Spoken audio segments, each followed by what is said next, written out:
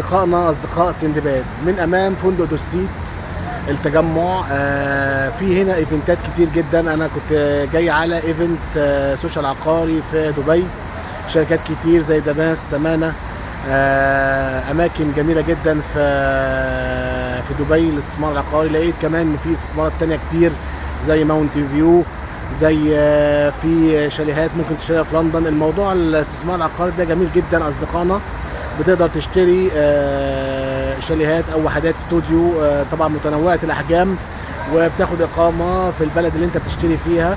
وده يعني ده منه استثمار، ومنه طبعا ان انت بعد كده ممكن بقى تاخد جنسيه وحاجات من دي. استثمار لان هم انت بتاخد الوحده كامله جاهزه مجهزه، وهم بيتولوا نظام الايجارات والحاجات اللي زي كده. برضو استثمار جميل جدا.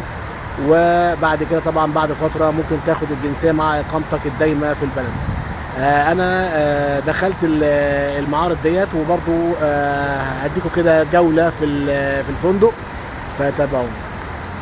من الفندق بنركب الاسانسير الدور بنطلع الكوريدور الجميل ده. الفندق طبعا ما بين كل الطرقات والكوريدورات بتاعته فخامة غير طبيعية. الدور ده اصدقائنا اللي هو بيبص على ريسبشن زي ما انتم شايفين كده.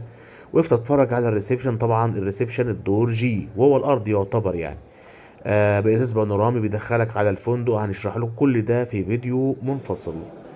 بعد كده لقيت بقى الضيافة الجميلة طبعا من شاي لنسكافيه لشاي فليفر.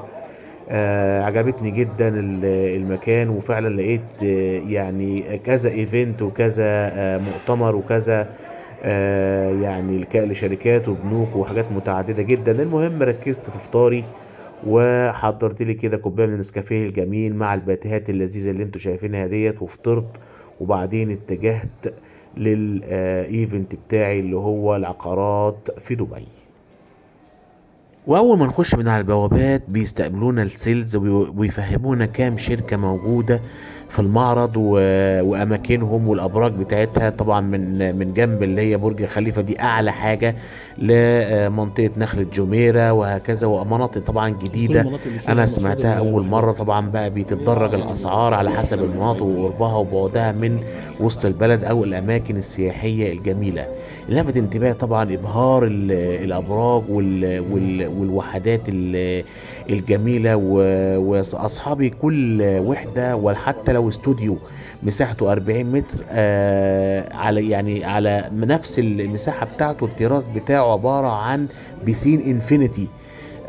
طبعا تقدر ان انت تعوم فيه وتنبسط فيه، والصيانه والايجارات عليهم هم. وكمان في حاجه جميله ان كل الشركات دي تابعه للحكومه الاماراتيه، فما عليك ان انت تفتح حساب بنكي وهتحط فيه الفلوس المطلوبه منك. وطبعا ايه الفلوس بتاعتك مضمونه وفي محلها. الاستوديوهات دي بتبدا من 75 الف درهم اماراتي.